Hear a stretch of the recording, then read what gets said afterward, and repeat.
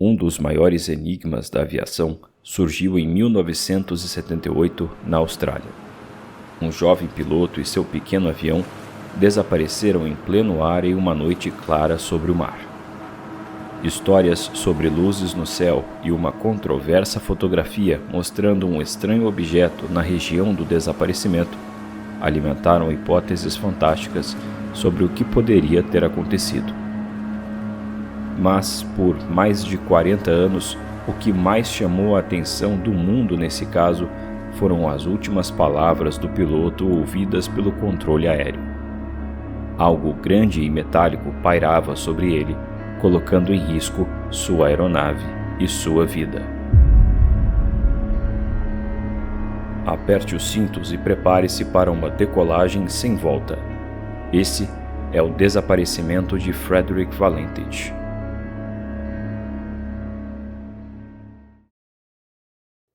Desde sua origem, o ser humano depara-se com o inexplicado, um convite para a curiosidade e o sobrenatural. Mesmo numa era guiada pela razão, alguns episódios ainda desafiam a forma como compreendemos o universo à nossa volta. Tentar solucioná-los pode nos levar aos limites do conhecimento e da própria natureza humana. Se tiver coragem, dispa sua mente de superstições e prepare-se para uma visita ao desconhecido. Eu sou Eduardo Oliveira. Bem-vindo ao Podcast X.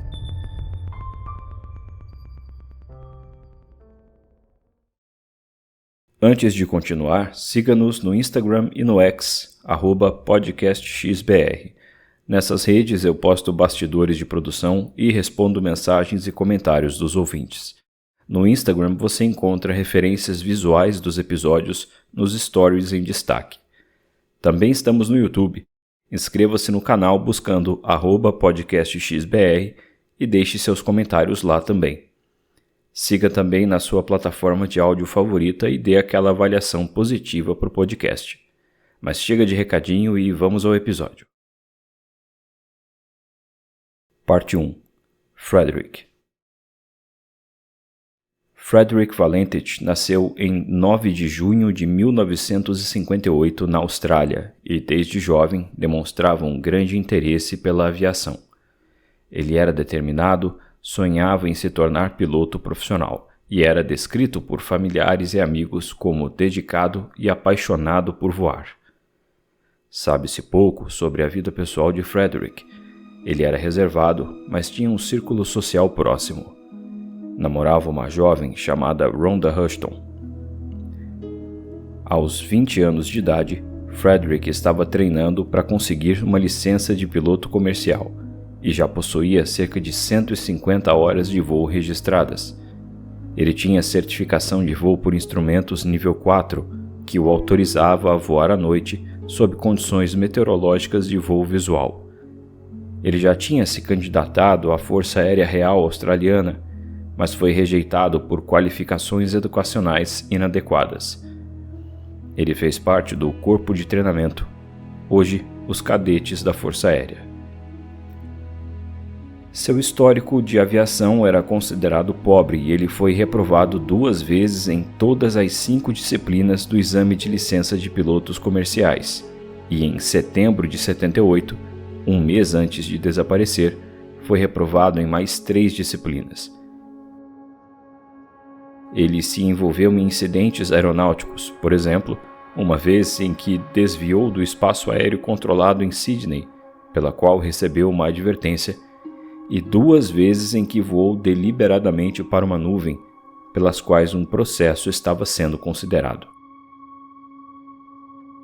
Seus amigos e colegas de aviação o viam como determinado e disciplinado, e alguns relataram que ele já havia demonstrado preocupações com relatos sobre OVNIs na Austrália, principalmente no Estreito de Bass, que separa a Austrália continental e a Tasmânia. Frederick tinha grande interesse em ufologia desde os 15 anos. Esse interesse foi fortalecido por sua experiência no corpo de treinamento, que chegou a dar um curso sobre OVNIs na base de Sale, a sudeste de Victoria. Pouco antes de desaparecer, teve conversas sobre o assunto com pessoas próximas. Segundo a namorada, Rhonda, 6 dias antes do desaparecimento, Frederick falou com ela sobre a possibilidade de um OVNI levá-lo embora. Para Rhonda, ele não era o tipo de pessoa que inventaria uma história dessas. O pai, Guido Valentich, destacou que o filho acreditava que nosso planeta era visitado por extraterrestres e temia ser atacado por eles. Parte 2. O avião e o mar. A aeronave pilotada por Frederick no voo em que desapareceu era um Cessna 182L, de matrícula Victor Hotel Delta Sierra Juliette. Trata-se de um dos aviões monomotores mais populares do mundo, amplamente utilizado para treinamento de pilotos, voos privados e pequenas operações comerciais. O modelo 182 Lima foi fabricado pela Cessna Aircraft Company nos Estados Unidos entre 1968 e 70. O avião monomotor de asa alta comporta 3 passageiros além do piloto. Tem 8,84 metros de comprimento e 10,92 metros de envergadura, com altura de 2,84 metros. Seu peso máximo de decolagem é de 1.400 kg.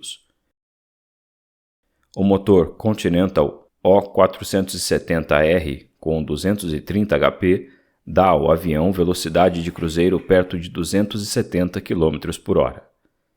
A autonomia é de cerca de 1.500 km e a altitude máxima operacional é de 5.500 metros. Essa aeronave era uma escolha comum para pilotos em treinamento e voos particulares porque é confiável e relativamente fácil de pilotar. Além disso, suas asas altas oferecem uma boa visão do solo e do horizonte, facilitando a navegação e voos turísticos. O Cessna 182 que Frederick pilotava estava em boas condições gerais antes do voo. Prestava serviço regularmente e não havia registros de problemas técnicos graves. Até o plano de voo tinha sido aprovado. O Estreito de Bass é uma das regiões marítimas mais conhecidas e desafiadoras da Austrália, geográfica e historicamente. Trata-se de uma faixa de mar que separa o estado de Victoria da ilha da Tasmânia. Com cerca de 500 km de largura, é relativamente raso, com profundidade em torno de 50 a 70 metros. O estreito possui características que o tornam particularmente perigoso e imprevisível, sendo conhecido por suas condições climáticas severas que podem mudar rapidamente. Ventos fortes e instáveis, ondas altas e agitadas, correntes marítimas intensas e neblina frequente são marcas desse lugar. Esses fatores fazem com que a região seja considerada uma das mais perigosas da Austrália para a navegação, tanto marítima quanto aérea. Para pilotos, especialmente em voos noturnos ou ao entardecer, como no caso de Frederick, o estreito apresenta um risco adicional: a falta de referências visuais. Sobre o oceano aberto, sem luzes urbanas ou marcos terrestres, é mais fácil ocorrer a desorientação espacial, um fator crítico em acidentes aéreos. O Estreito de Bass já foi palco de diversos naufrágios e desaparecimentos. Desde o século XIX, navios enfrentam dificuldades na região devido às condições adversas. Um dos primeiros registros de tragédia é o naufrágio do L'Enterprise, entre 1802 e 1803. Todos os 12 tripulantes morreram. Em 1816, uma tempestade repentina causou o naufrágio parcial do Brothers com sobreviventes. Em 26 de outubro de 1819, uma forte tempestade destruiu a embarcação Daphne. O pior desastre marítimo civil da história da Austrália aconteceu no Estreito, em 4 de agosto de 1845. Envolveu o Cataraqui, navio de imigrantes com cerca de 400 pessoas. Outro desastre massivo foi o do Neva, um navio de condenados, cerca de 10 anos antes, em 13 de maio de 1835. 224 pessoas estavam a bordo. Em 1979, já após o desaparecimento de Frederick, foi a vez do iate Charleston, que desapareceu a caminho da famosa corrida Sydney Hobart. Ele nunca foi encontrado.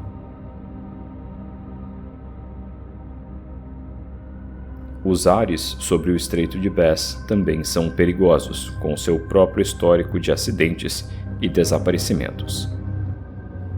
Em 6 de julho de 1943, um avião Lockheed Hudson da Força Aérea Australiana desapareceu durante um voo de treinamento sobre o estreito.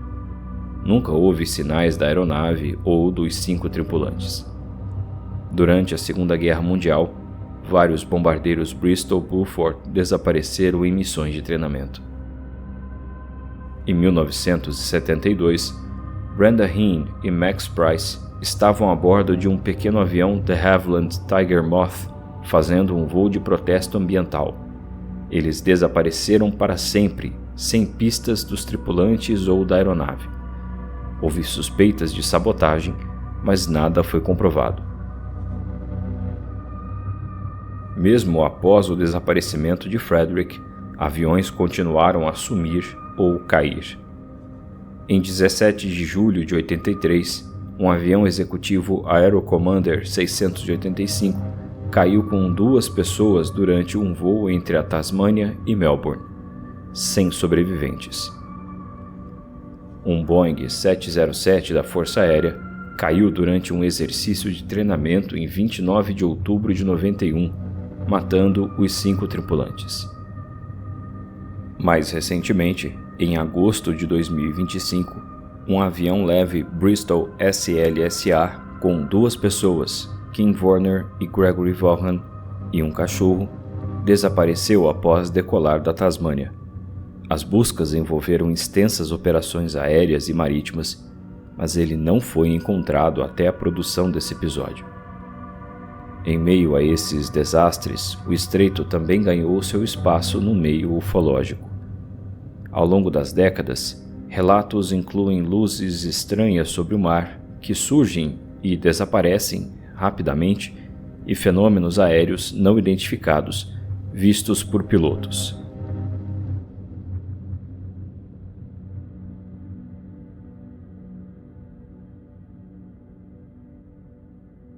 Parte 3. O voo.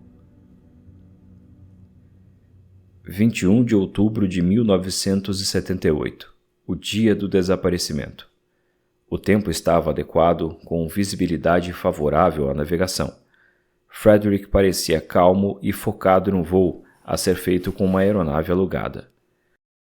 O avião decolaria do aeroporto de Moorabbin, em Melbourne, com destino a King Island, a cerca de 200 quilômetros na Tasmânia. A viagem deveria durar cerca de 1 hora, voando pela costa sudoeste até Cape Otway e então virando para o sul e sobrevoando o Estreito de Bass. Seria a primeira vez que Frederick sobrevoaria o mar à noite. Ele estava sozinho, sem passageiros ou cargas. Frederick disse a alguns oficiais que pegaria alguns amigos em King Island, mas disse a outras pessoas que estava indo para a ilha para pegar uma carga de lagostins. Para a família, ele disse que traria a carga para amigos aviadores e estaria de volta até às 10 da noite. Investigações posteriores descobriram que essas declarações eram falsas. Apesar do plano de voo da ida estar registrado e aprovado, Frederick não informou o aeroporto de King Island sua intenção de pousar, indo contra o procedimento. Ele também não registrou o plano de voo de retorno. Na manhã do dia em que desapareceu, enquanto o pai tomava café, ele se demonstrou alegre e animado para voar, ao contrário de seu humor habitual. Foi a última vez que eles se falaram. Às 18h19, hora local, Frederick decolou de Moorabbin. A aeronave tinha combustível suficiente para os voos de ida e volta. 40 minutos depois, ele contatou o serviço de voo de Melbourne e informou ao controlador de voo Steve Ruby que estava tudo calmo e em ordem. Às 19h06, a 1.400 metros de altitude, contatou novamente o controle de tráfego aéreo. O que o jovem piloto relatou nos minutos seguintes ficaria marcado na memória de Ruby e na história da aviação e da ufologia por décadas.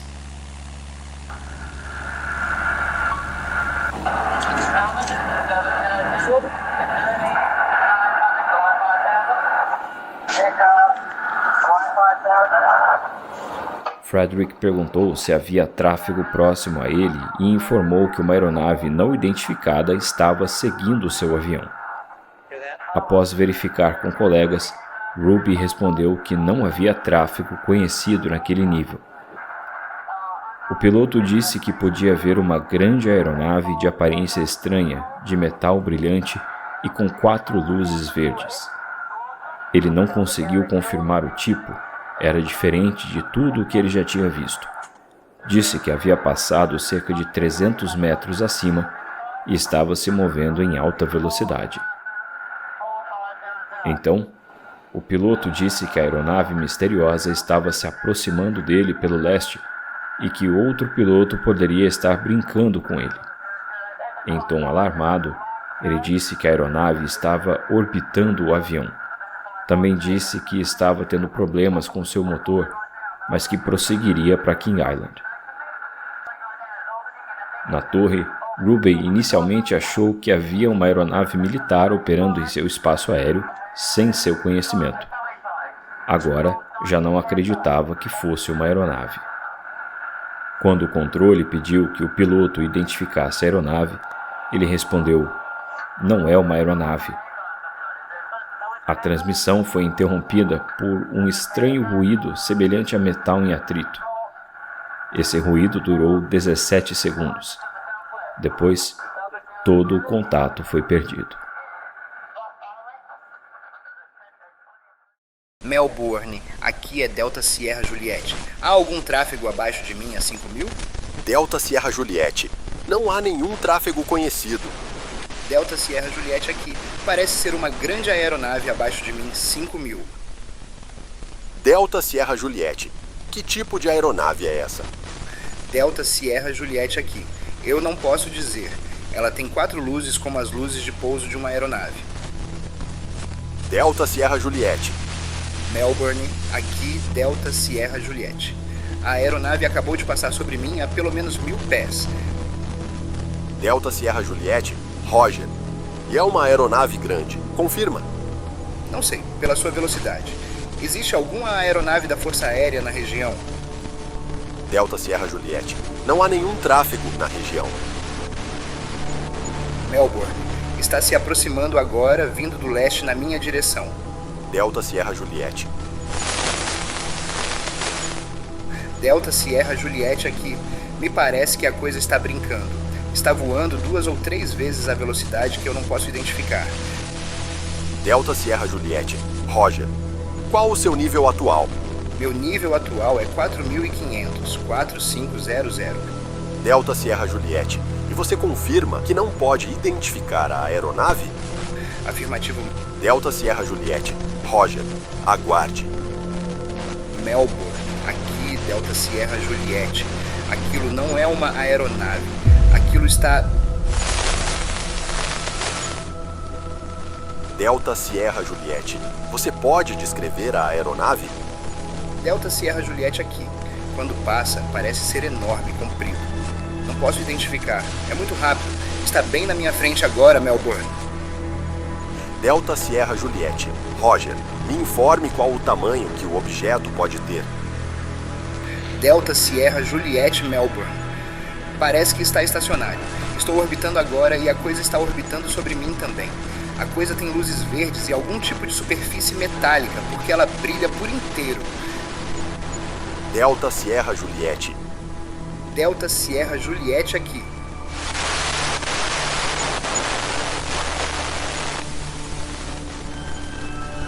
A coisa simplesmente desapareceu. Delta Sierra Juliette. Melbourne, vocês saberiam informar que tipo de aeronave é aquela? Seria militar? Delta Sierra Juliette. Confirme que a aeronave desapareceu. Repita, por favor. Delta Sierra Juliette. A aeronave ainda está aí com você? Delta Sierra Juliette. Está... Ah, não. Está se aproximando agora, vindo de sudoeste. Delta Sierra Juliette. Delta Sierra Juliette aqui. O motor está falhando. Agora eu tenho 23 ou 24 e a coisa está... Delta Sierra Juliette. Roger. Quais são as suas atitudes agora? Minha atitude agora é ir para King Island. Melbourne. Aguarde! A aeronave estranha está voando acima de mim agora, bem acima, de novo. Delta Sierra Juliette. Está acima de mim. E não é uma aeronave.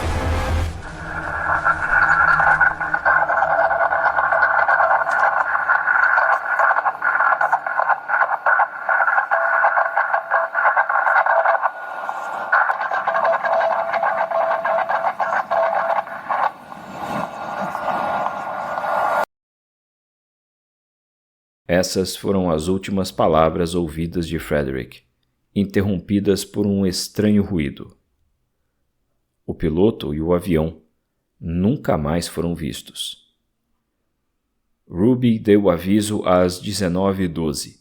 21 minutos depois, o controle de King Island informou que não tinha nenhum sinal da chegada do Cessna.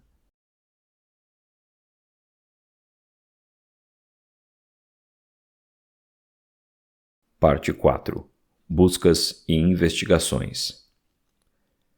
Assim que o contato de Frederick com a torre de Melbourne foi perdido, as autoridades começaram a organizar uma busca na região do Estreito de Bass. A Força Aérea Real Australiana e a Autoridade de Aviação Civil lideraram as operações. A busca se concentrou na última posição conhecida da aeronave, cerca de 130 quilômetros ao sul de Melbourne, sobre o mar.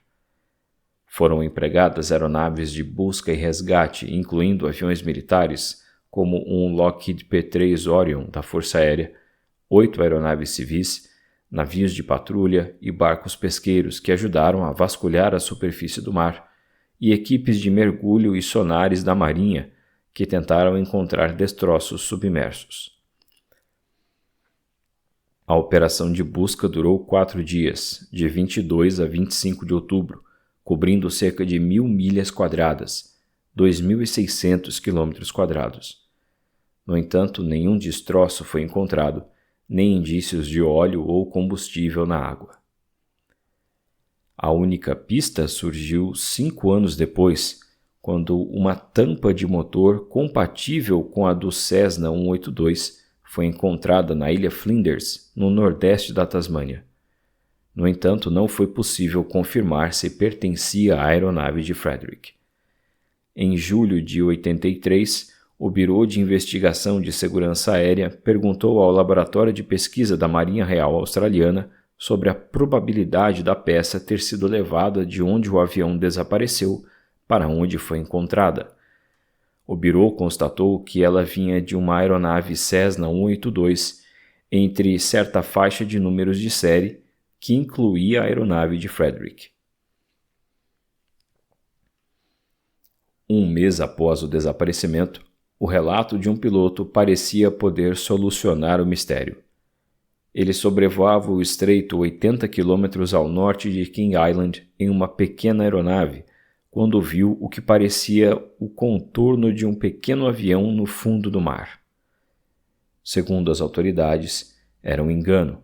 O mar era profundo e agitado demais para que algo assim fosse visto.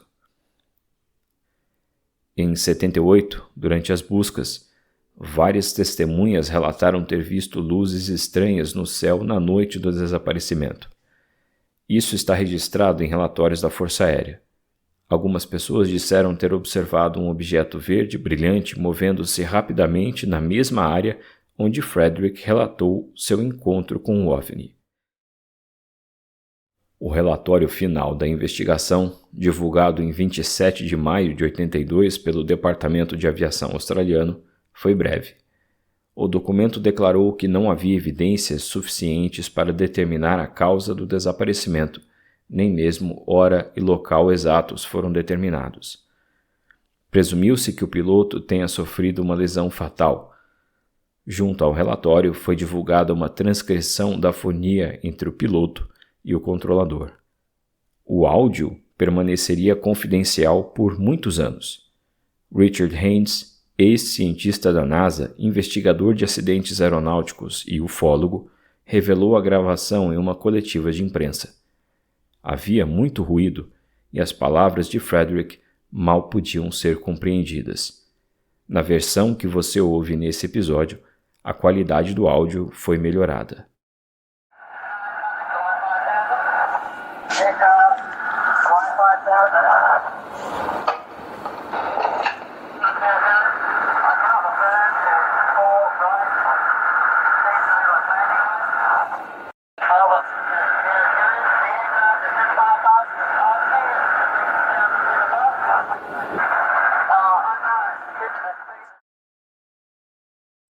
Parte 5. Mídia. O desaparecimento gerou grande repercussão na imprensa australiana e internacional, especialmente por conta do possível envolvimento de um OVNI. Nos primeiros dias, jornais australianos como o The Age, o The Sydney Morning Herald e o The Canberra Times destacaram a operação de busca. A imprensa mencionou a possibilidade de pane da aeronave ou desorientação espacial, que levariam o piloto a cair no mar. O fato de nenhum destroço ter sido encontrado aumentava o mistério. Também mencionaram a comunicação entre Frederick e o controle aéreo. Nos telejornais, a história foi abordada com um tom mais cético, destacando a possibilidade de erro do piloto. No entanto, com o passar dos dias, a cobertura começou a dar mais espaço para teorias alternativas. Com o fracasso das buscas por qualquer vestígio da aeronave ou do piloto, a imprensa começou a explorar a hipótese ufológica. Não só foi veiculado que o jovem tinha interesse em OVNIs, como noticiaram relatos ufológicos no Estreito de Bass no dia do desaparecimento, do meio-dia às 10 da noite.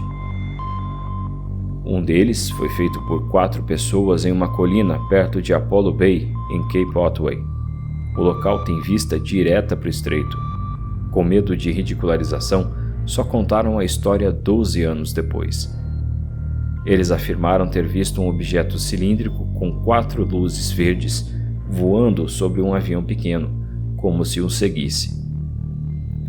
Outros relatos mencionavam uma massa escura amorfa agitando o mar. Outros descreviam 2 objetos cilíndricos voando sobre o mar em silêncio. A Victorian UFO Society, uma organização de estudos ufológicos criada na Universidade de Melbourne em 1957, registrou cerca de 50 relatos de avistamentos no Estreito de Bass, pouco antes, ao mesmo tempo ou pouco após o último contato do piloto desaparecido. Ao chegarem à Força Aérea, os relatos eram descartados como equívocos. O som metálico inexplicável ouvido no rádio também foi mencionado pela imprensa, inflamando a ideia de que algo realmente estranho havia acontecido ao jovem. Jornais sensacionalistas como o The Sun publicaram manchetes chamativas sugerindo que ele poderia ter sido abduzido por alienígenas. Nos Estados Unidos, o National Enquirer e outros tabloides exploraram a história ligando-a a outros casos ufológicos.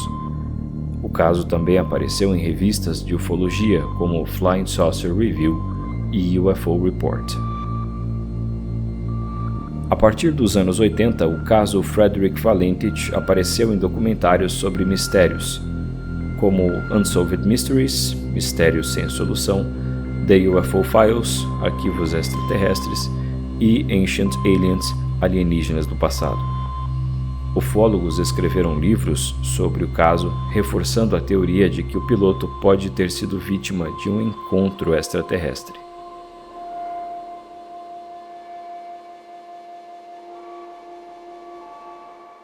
Parte 6. Hipóteses. Ainda nos primeiros dias após o desaparecimento, surgiram diferentes hipóteses para explicar o que poderia ter acontecido a Frederick sobre o Estreito de Bass. Elas passeiam entre o mundano e o fantástico. Todas amparam-se em pontos específicos devidamente registrados, mas nenhuma pode ser comprovada diretamente.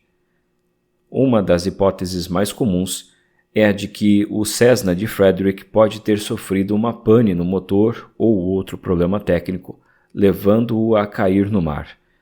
Isso se baseia no fato de que o piloto mencionou que estava tendo problemas no motor durante a comunicação com o controle aéreo.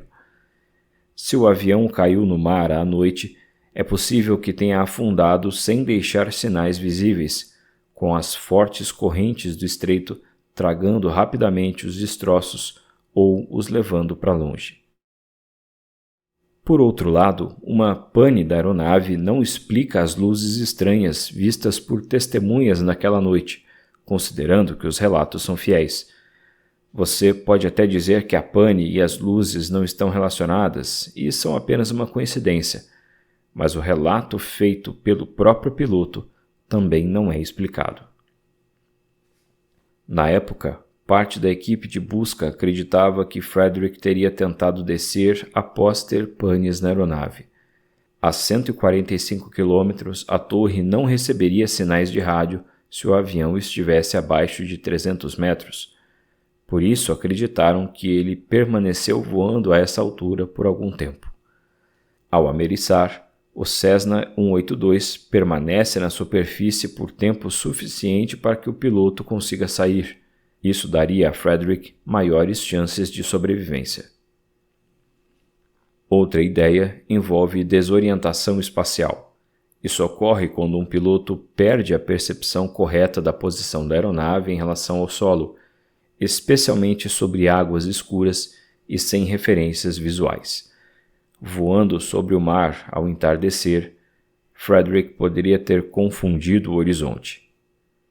Foi até mesmo aventado que ele pode ter entrado em voo invertido sem perceber, vendo o reflexo do avião na água e interpretando-o como um OVNI. Também poderia ter confundido luzes de uma ilha próxima. Se ele estivesse de cabeça para baixo, o avião poderia ter mergulhado no oceano sem que ele percebesse a tempo de corrigir. Céticos dessa ideia alegam que Frederick era um piloto treinado e deveria estar preparado para evitar esse tipo de equívoco. Além disso, a mecânica do Cessna não permitiria esse tipo de voo por 6 minutos, tempo pelo qual ele relatou a aeronave misteriosa. E, outra vez, essa hipótese não explica os avistamentos ufológicos. O escritor americano Brian Tuning notou que as mensagens de Frederick na fonia eram semelhantes ao diálogo de uma cena do filme Contatos Imediatos do Terceiro Grau, lançados menos de um ano antes. O filme, claro, era popular entre entusiastas da ufologia, jovens e alguns pilotos. Tuning especulou que é possível que Frederick estivesse tentando imitar a cena por diversão e deliberadamente fez a aeronave voar em um padrão circular para que os operadores de radar vissem. Então ele teria ficado desorientado e caído na água. Em 2013, o astrônomo e piloto aposentado da Força Aérea dos Estados Unidos, James McCarra, e o escritor John Nickel revisaram as transcrições de rádio e outros dados. Eles propuseram que o piloto inexperiente foi enganado pela ilusão de um horizonte inclinado.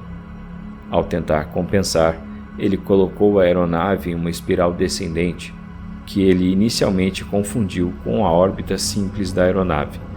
Segundo eles, as forças G dessa espiral diminuíram o fluxo de combustível nas linhas do avião, resultando em um idle irregular do motor, relatado por Frederick.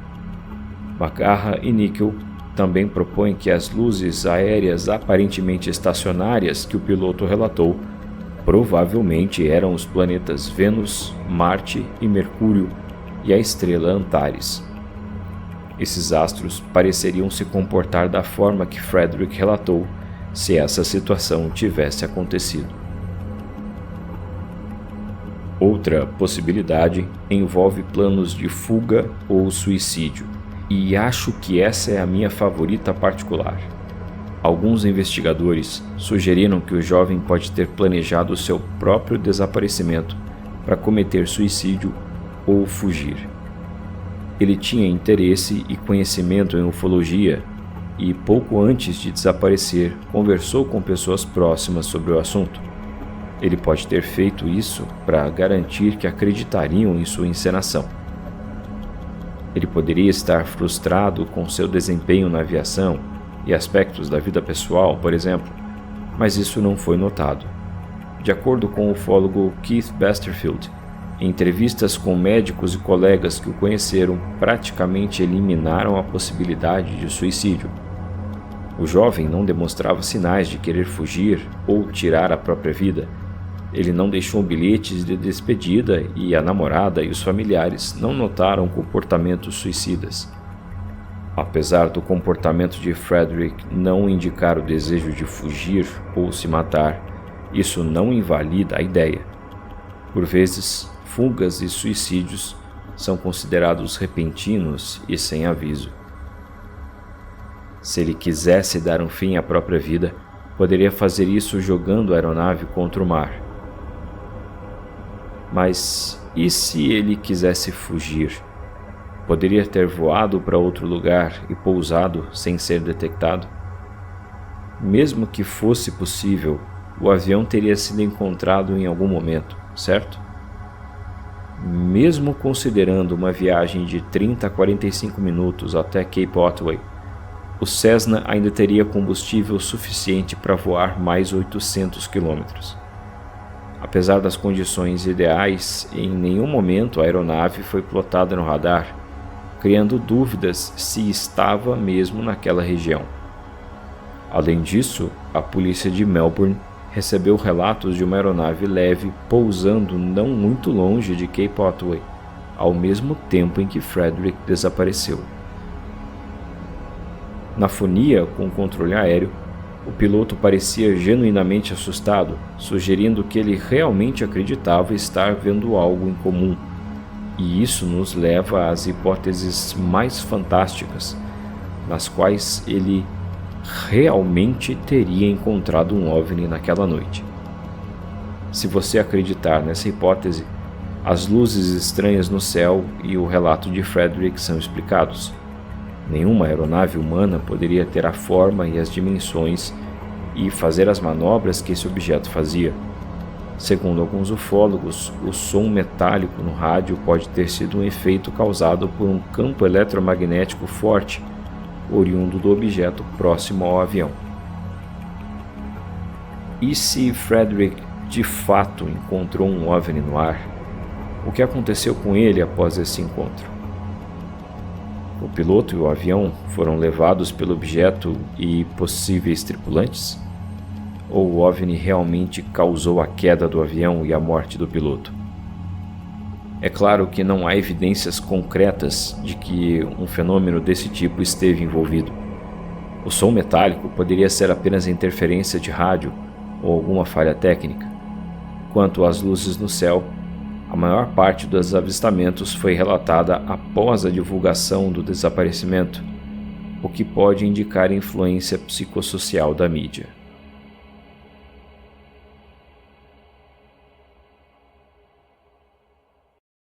Parte 7. OVNIs. Assim que a história chegou ao público pela imprensa, mencionando a última comunicação de Frederick, chamou a atenção da comunidade ufológica internacional. Desde então, ufólogos investigam o caso e levantaram diversos sinais que, segundo eles, apontam para o fenômeno ufológico. Foram coletados mais de 20 depoimentos de pessoas que observaram os objetos luminosos e esferas verdes brilhantes naquela noite. Eles incluem afirmações de pescadores que viram uma luz verde se mover rapidamente sobre a água e de um piloto comercial que teria visto um clarão estranho na mesma rota de Frederick. Outro exemplo é um fazendeiro de Cape Otway que relatou um objeto metálico pairando no céu no mesmo horário do voo. Sobre as luzes no céu, céticos apontam que o observatório de Mount Stromlo comunicou que houve uma chuva de meteoros naquela noite, com 10 a 15 meteoros por hora. Mas as luzes vistas eram rápidas, como meteoros? Durante décadas, ufólogos pressionaram o governo para liberar documentos sobre o caso Valentit. Em 2012, alguns arquivos da Força Aérea foram divulgados, revelando que havia investigações oficiais na época. Nesses documentos não havia explicação para o desaparecimento, indicando que o governo realmente não sabia o que acontecera. Os relatórios mencionam pelo menos 50 avistamentos de OVNIs na Austrália entre outubro e novembro de 78. Também em 2012, pesquisadores tentaram analisar a gravação da fonia de Frederick usando tecnologia moderna de processamento de áudio. Segundo essa análise, o ruído metálico tem padrões rítmicos incomuns, o que poderia indicar interferência eletromagnética. Alguns pesquisadores afirmaram que há sinais de frequências não naturais, possivelmente associadas a uma tecnologia desconhecida. Outros sugeriram que poderia ser causado por uma falha no rádio da aeronave. Apesar das análises, não há consenso sobre a origem do som, o que mantém o mistério. A ideia de que o objeto causou interferência eletromagnética no avião é muito presente no debate ufológico. Para os ufólogos, isso poderia explicar os problemas no motor da aeronave. Casos semelhantes foram relatados por pilotos ao redor do mundo, com OVNIs causando pane elétrica temporária em aeronaves. Um dos indícios mais famosos da possível presença de um OVNI é uma fotografia tirada por Roy Manifold, um fotógrafo amador. Ele estava registrando imagens do pôr do sol em Cape Otway, a última terra firme sobrevoada por Frederick. Uma de suas fotos revelou um objeto escuro e denso saindo do oceano, próximo ao farol de Cape Otway. Especialistas que analisaram a imagem descartaram defeitos no filme fotográfico e disseram que o objeto parece sólido e tridimensional. Ufólogos acreditam que essa pode ser uma evidência visual de um OVNI, enquanto céticos argumentam que pode ser apenas uma anomalia óptica ou então um pássaro ou inseto em movimento. Você pode ver a foto no Instagram @podcastxbr, além de outras referências visuais desse episódio. No podcast O Contato, nós já abordamos casos ufológicos envolvendo aviação. No Contato eu tenho a companhia de Vinícius Martins e Gustavo Cornaccioni e de convidados especiais. Lá nós apresentamos e debatemos histórias explorando diferentes aspectos de cada uma delas. Em maio de 2025, fizemos uma sequência de 3 episódios sobre OVNIs e aviação. No final do episódio 83, eu até cheguei a fazer uma breve introdução sobre o caso Valentit. Na época, eu pretendia lançar esse episódio aqui pouco depois. Infelizmente, não foi possível. Este episódio teve o apoio de Vinícius Martins e Gustavo Cornaccioni do podcast O Contato. Com Eduardo Oliveira, conversamos sobre diferentes aspectos do fenômeno ufológico e suas figuras e momentos históricos mais importantes. E sem dispensar o bom humor. O Contato acontece toda terça-feira no seu agregador favorito e no YouTube.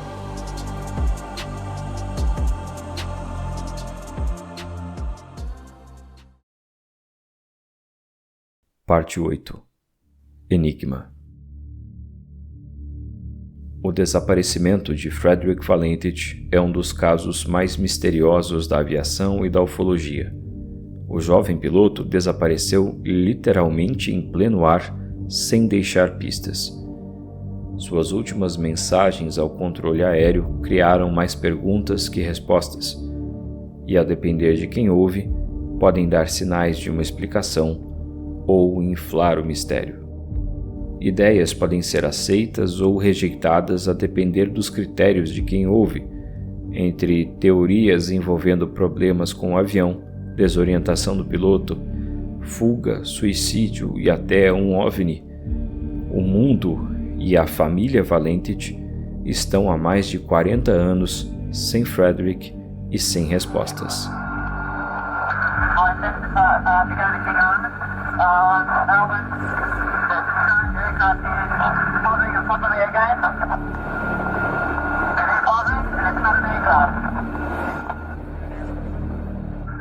Vinte anos após o desaparecimento, em 21 de outubro de 98, familiares e amigos colocaram uma placa em memória de Frederick na estação meteorológica de Cape Otway. Na ocasião, Guido Valentich disse que acreditava que o filho realmente encontrou um OVNI naquela noite, foi levado por ele e poderia retornar algum dia. Talvez a resposta para esse enigma esteja no fundo do mar ou acima de nós.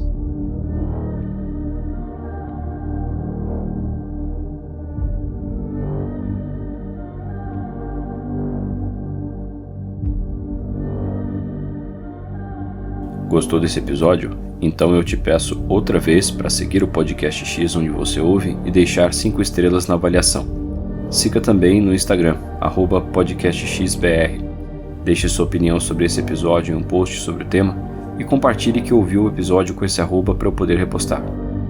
No YouTube, você encontra o nosso canal pelo @podcastxbr.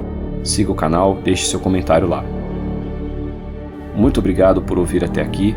Eu espero que você tenha achado esse episódio tão interessante quanto eu achei enquanto produzia. Até o próximo.